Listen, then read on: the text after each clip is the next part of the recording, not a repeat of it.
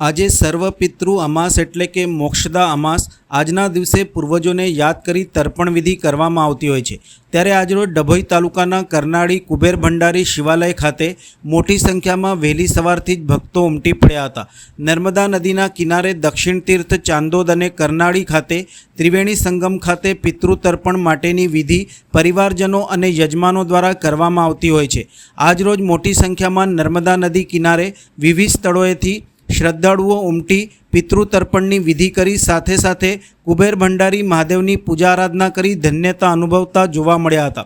મોડી રાત્રે 12 કલાકે ડભોઈના ધારાસભ્ય અને કુબેર ભંડારીના ટ્રસ્ટી શૈલેષભાઈ મહેતા કપાટ ખોલીને ભક્તોને દર્શન કરાવ્યા હતા।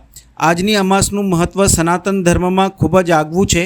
આજે ભાદરવા વદ અમાસ એટલે કે સર્વપિતૃ અમાસ, જેને મોક્ષદા અમાસ પણ કહેવામાં આવે છે।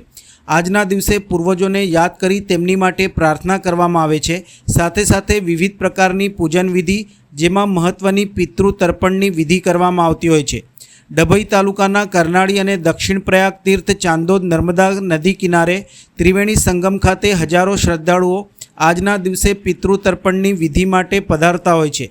ત્યારે સાથે સાથે કરનાળી કુબેર ભંડારી મહાદેવ મંદિરે દર માસની જેમ આ માસે પણ મોટી સંખ્યામાં શ્રદ્ધાળુઓનો ઘસારો જોવા મળ્યો હતો। મોક્ષદા અમાસ અને શિવ આરાધના હોય આજના દિવસે કરનાળી કુબેર ભંડારી મહાદેવ મંદિરે હજારો શ્રદ્ધાળુઓ દ્વારા પૂજન અર્ચનનો લાભ લઈ ધન્યતા અનુભવી હતી। મોડી રાત્રે 12 કલાકે ડભોઈના ધારાસભ્ય અને કુબેર ભંડારી મંદિરના ટ્રસ્ટી શૈલેષભાઈ મહેતા દ્વારા મંદિરના કપાટ ખોલવામાં આવ્યા હતા। મોટી સંખ્યામાં શ્રદ્ધાળુઓએ કુબેર ભંડારી દાદાના દર્શન કરી ધન્યતા અનુભવી હતી। જ્યારે કે ત્રિવેણી સંગમ ચાંદોદ અને કરનાળીમાં હજારો શ્રદ્ધાળુ પિતૃ તર્પણની વિધિ સંપન્ન કરી હતી। વર્ષોથી અમે કુબેર મંદિર આવીએ છીએ, કુબેર દાદાના દર્શન કરીને ધન્ય થઈએ છીએ અને એનું મેનેજમેન્ટ બહુ ઘણું સરસ છે। સારી રીતે દર્શન કરી કુબેર દાદાની आशीष सदैव बधा पर रहे। जय कुबेर, जय महाकाली माँ। आज सर्व पितृ अमावस्या है। भाद्रपद का यह अमावस्या विशेषकर अपने पितरों के निमित्त से यह अमावस्या विशेष होता है।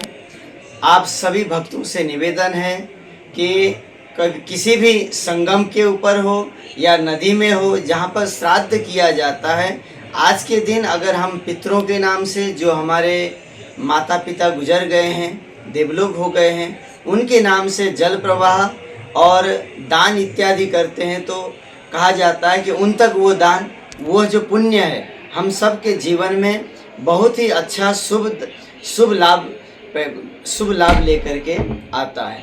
आज अमावस्या का दिन है। आज जैसे कि आप सब लोग जानते हैं, कुबेरेश्वर महादेव मंदिर में बहुत ही दूर दूर से श्रद्धालुजन आए हैं। बरसात भी है, तब भी भक्तों की जो ये श्रद्धा है वो कभी कम नहीं हो रही है। जैसे अटूट श्रद्धा के साथ में भक्तजन सभी लोग कुबेर दादा का जयकारा लगाते हुए कुबेर दादा से अपना आशीर्वाद प्राप्त कर रहे हैं। साथ में महाकाली माँ का दर्शन करके अपना जीवन को जो भी उनके जो मनोरथ है उसको पूर्ण कर रहे हैं। कहा जाता है कि यहाँ पर जब कुबेर जी आए दर्शन तपस्या करने के लिए, तो उनके मन में जो एक डर था रावण के द्वारा, रावण आकर के यहाँ पर उनको यहाँ पर भी मारेगा, इसके लिए उन्होंने महाकाली माँ का आवाहन किया, जिसमें महाकाली माँ ने संरक्षण दे करके कुबेर जी ने इस जगह के ऊपर तपस्या किया और कुबेर भंडारी के रूप में आज के ही दिन यानी अमावस्या के दिन उनको कुबेर भंडारी के रूप में आशीर्वाद मिला था। इसीलिए कुबेर जी के लिए यह अमावस्या का दिन विशेष होता है। सभी श्रद्धालुगण दूर दूर से आते हैं और दर्शन करते हैं। आप सभी कुबेर भक्तों से निवेदन है, कुबेर जी का भोजन प्रसाद जरूर पाइएगा, साथ में नर्मदा मैया का साफ सफाई का, और दूर से ही दर्शन करके अपने जीवन को जो भी हमारे पुण्य है उसको उजागर करिएगा। जय कुबेर, जय महाकाली माँ। અમાસની શરૂઆત અને રાત્રે 12 વાગે મધરાતે કુબેર દાદાના કપાટ ખોલીને લોકોને દર્શન માટે ખુલ્લા મૂક્યા છે। અમાસનું અનેરું મહત્વ છે અને એવું કહેવાય છે કે અમાસના દિવસે તમે કોઈનું જમો તો જે જમાડનાર હોય એને તમારું પુણ્ય આખા મહિનાનું મળે છે.